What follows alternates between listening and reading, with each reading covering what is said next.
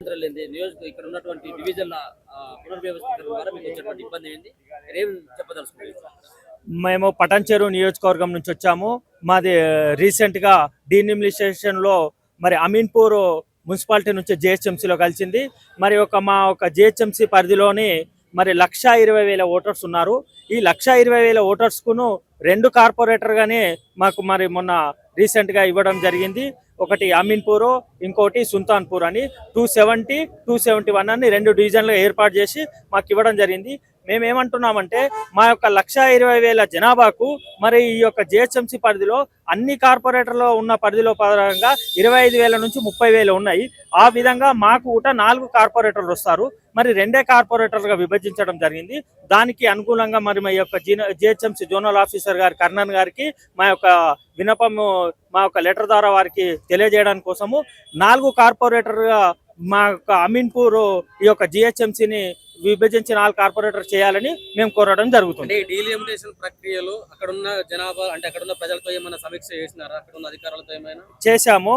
మాకు అక్కడ బీరంగూడ ఒకటి ప్లస్ వాణినగర్ అనేది అక్కడ ఒక కార్పొరేటరు, ప్లస్ కిష్టారెడ్డిపేట అనేది ఆల్రెడీ మండల్ ఉండే అదొక కార్పొరేటరు, ప్లస్ సుల్తాన్పూర్, ఇట్లా 4 కార్పొరేటర్లు కావాల్సింది ఉంది. అక్కడ ఉన్న పరిధిలోని అవి కూడా వాటి యొక్క విస్తీర్ణంలో కావాల్సింది ఉంది. కాబట్టి ఆ ఒక పబ్లిక్ ఒపీనియను, ప్రజల ఒపీనియను అన్ని వివరాలు తీసుకొని దాంతో పాటు ఇంకా మేము మొత్తం ఇక్కడ ఒక 500 మంది దాకా అన్ని దగ్గర నుంచి సంతకాల సేకరణ చేసుకొని తీసుకొచ్చి ఇక్కడ ఇవ్వడం జరుగుతుంది. ఇంకా అన్ని సైన్లతో పాటు విత్ ఫోన్ నంబర్లతో పాటు అంతా మొత్తము మా యొక్క జిహెచ్ఎంసీ పరిధిలోని అందరి ప్రజాభిప్రాయ సేకరణ తీసుకొని రావడం జరుగుతుంది. అధికారులు సైతం కూడా అక్కడ ఉన్నటువంటి ప్రజల అభిప్రాయం, ఇలాంటి పొలిటిక్స్ సంబంధించిన వాళ్ళ యొక్క స్థానికుల యొక్క అభిప్రాయం కూడా తీసుకునే ఈ విధమైనటువంటి నిర్ణయం తీసుకున్నామని వాళ్ళు చెప్తారు. మీరు నిర్ణయం తీసుకోలేదా? వాళ్ళు తీసుకోలేదు, అధికారులు మా యొక్క నిర్ణయం తీసుకోలేదు. మేము అక్కడ ఉన్న మా కమిషనర్ గారు కూడా మేము అడగడం జరిగింది, ఏంటి మేడం మరి మాకు ఇక్కడ 2గా విభజించడం జరిగింది, ఇది ఏంటంటే సార్ మాకు కూడా మా పై ఆఫీసర్లు వచ్చారు, మా ఆఫీస్లో కూర్చొని వాళ్ళు మీ యొక్క అద్దుబందులు చెప్పండి అని అద్దుబందులు చూసుకున్నారు. ఆ అద్దుబందులతో పాటు వాళ్ళు ఒకటే రోజు వచ్చి ఒక రౌండ్ అట్లా తిరిగి అద్దుబందులు చూసుకొని వాళ్ళు వచ్చి ఇక్కడ ఈ యొక్క డిసైడ్ చేయడం జరిగింది. అందుకు మా అధికారులకు కూడా క్లారిటీ లేదు. ఇప్పుడు మీలాంటి వాళ్ళు అప్లికేషన్స్ తీసుకుంటారు, ఈ రోజు రమ్మన్నారా? మీలాంటి వాళ్ళు రమ్మన్నారు అంతా. ఈ రోజు మొత్తం ఈ యొక్క ప్రజాభిప్రాయ సేకరణ ఈ రోజు లాస్ట్ డేటు. మరి ఈ యొక్క ప్రజాభిప్రాయ సేకరణ జిహెచ్ఎంసీ ఆఫీస్ లో మీ యొక్క అభ్యంతరాలు ఉంటే తెలియజేయడం అంటని చెప్పేసి పేపర్లలో వస్తుంది, టీవీలలో వస్తుంది. మాకు కూడా మా యొక్క కమిషనర్ గారికి కూడా తెలియజేస్తే మీరు ఇవ్వండి సార్ మీ అభ్యంతరాలు తెలియజేయండి అంటని చెప్పడం జరిగింది. అందుకే మేము అక్కడ నుంచి ఈ రోజు రావడం జరిగింది. ఇప్పుడు అమీన్పూర్ మున్సిపాలిటీ పరిధిలో మొత్తం 1,20,000 జనాభా ఉంది. ఈ 1,20,000 ఓటర్లు ఉన్నారు. 2 లక్షల జనాభా ఉంది. దీనికి గాను ఓన్లీ ఇక్కడ కేవలం 2 డివిజన్లు మాత్రమే చేయడం జరిగింది. అది పరిపాలన చాలా ఇబ్బంది అయిపోతుంది.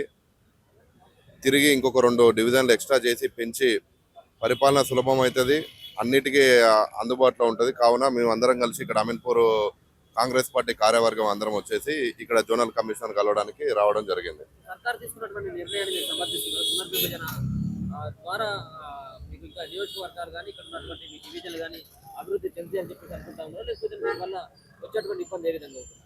ఇబ్బంది ఏం లేదు, అభివృద్ధి చెందుతుంది. నిర్ణయం ప్రభుత్వం బాగానే నిర్ణయం తీసుకుంది. కానీ కాకపోతే దీంట్లో ఇంకా మా అమీన్పూర్కి వచ్చేసి మిగతా జోన్లలో వచ్చేసి 20,000, 30,000, 40,000 లోపే ఉన్నారు. మా అమీన్పూర్కి వచ్చేసరికి ఒక్కొక్క డివిజన్కు 60,000 ఓట్లు వచ్చినాయి. దాన్ని మేము రెడ్యూస్ చేసేసి 4 డివిజన్ల కింద డివైడ్ చేయాలని చెప్పేసి కమిషనర్కు లెటర్ ఇవ్వడం జరిగింది. ఇది కేవలం రాజకీయ ఉద్దేశంతోనే చేస్తున్నారని కొన్ని ఆరోపణలు వస్తున్నాయి, ఎంతవరకు నిజం? లేదండి, రాజకీయ ఉద్దేశం ఏమున్నది, గతంలో కూడా చేశారు కదా. అప్పుడు అది ఆఫీసర్లు డివైడ్ చేసి ఇచ్చేసారు. మేము అదే విషయాన్ని ఇప్పుడు మళ్ళీ తిరిగి ఒకసారి పునరాలోచించాలని చెప్పేసి ఆఫీసర్లను అడగడం జరిగింది. అమీన్పూర్ మున్సిపాలిటీ మా జిహెచ్ఎంసీలో విలీనం చేసినప్పుడు ప్రక్రియ మా 4 అయితే ఏమో ఆశపడ్డాము, కానీ బౌండరీస్ తీసుకొని ఖాళీ 2కే చేసిరు, సుల్తాన్పూర్, అమీన్పూర్. కానీ ఇంకో 2 పెంచాలని మేము కోరుతున్నాము. ఎందుకంటే పెద్దగా అవుతుంది, ఇంచుమించు ఒక 30-40 కిలోమీటర్ల పరిధి అవుతుంది మాది. దాని పాలన అక్కడ పోయేది తెలియదు. ఇక్కడ ఏంటంటే కొద్దిగా చిన్న వేసి మాకు 1,20,000 ఓట్లు ఉన్నాయి. దానికి ఒక 30,000 సుమారు 30,000 చేసినా మాకు 4 వస్తాయి. మాకు బంధం కొమ్మ అయిన సరే మంచి మంచి పేరు వెనక సుల్తాన్పూర్ అక్కడ పెట్టి కృష్ణేడిపేట సుల్తాన్పూర్ ఒకటే డివైడ్ చేస్తే బాగుండును. మండలం ఒకటి మా దాంట్లో మున్సిపాలిటీ ఉన్న పాత మున్సిపాలిటీ 3 చేసినా బాగుండని మేము అనుకున్నాం. అందుకనే ఆఫీసర్ గల్వ ఒక నివేదిక ఇస్తున్నాం. మేము ఇచ్చి దాన్ని మళ్ళోసారి ఆలోచించాలి, ప్రభుత్వంలో అందరికీ సమానం చేయాలని మేము అనుకుంటున్నాం. ఇక్కడ మున్సిపల్ జిహెచ్ఎంసీ జోనల్ ఆఫీస్కి ఎందుకు వచ్చామంటే అమీన్పూర్ మున్సిపాలిటీలో 1,00,000 ఓట్లు, అలాగే అమీన్పూర్ మండలం ఉండేది. ఆ మండలం కూడా ఒక 20,000 ఓట్లు ఉండే.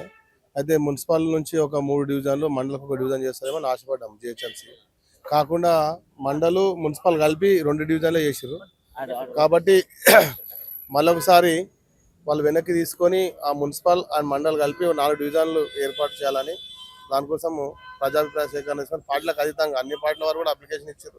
మేము ప్రజెంట్ కాంగ్రెస్ పార్టీలోనే కొనసాగుతున్నాం.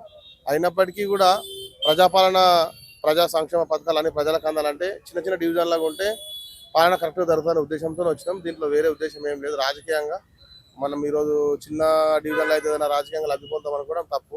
ప్రజలకు ప్రజా సంక్షేమ పథకాలు అన్ని అందాలంటే డివిజన్లు చిన్నగా ఉంటేనే ప్రజాపాలన సులువు అవుతుంది. కాబట్టి దాని మేరకు మేము ప్రజాభిప్రాయ సేకరణ తీసుకొని కమిషనర్ జనరల్ గారికి వినతి పత్రం వేయడానికి ఇక్కడికి ఇచ్చేసాం.